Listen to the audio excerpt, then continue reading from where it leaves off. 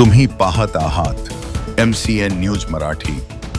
माहूरगड येथील श्री रेणुकादेवी संस्थानने नैसर्गिक आपत्तीत सापडलेल्या पूरग्रस्तांना 1,01,00,000 रुपयाची भरीव मदत जाहीर केली आहे।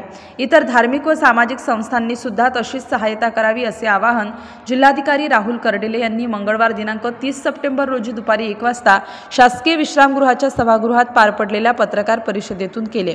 यावेळी त्यांचे समवेत तहसीलदार अभिजित जगताप, नगराध्यक्ष फिरोज दोसाणी, मुख्याधिकारी विवेक कांदे यांची उपस्थिती होती। मंगळवारी जिल्हाधिकारी राहुल कर्डिले यांनी श्री रेणुका माता मंदिरात जाऊन सपत्नीक दर्शन घेऊन पूजा अर्चा केली। त्यानंतर यात्रा नियोजन अंतर्गत केलेल्या व्यवस्थेची त्यांनी पाहणी केली। यावेळी शासकीय विश्रामगृहात आयोजित पत्रकार परिषदेत लिफ्टसह स्काय वॉक, वाहनतळ आणि व्यापारी संकुल हे काम लवकरच पूर्ण केले जाणार असल्याचेही त्यांनी याप्रसंगी प्रसारमाध्यमांशी बोलताना स्पष्ट केलं।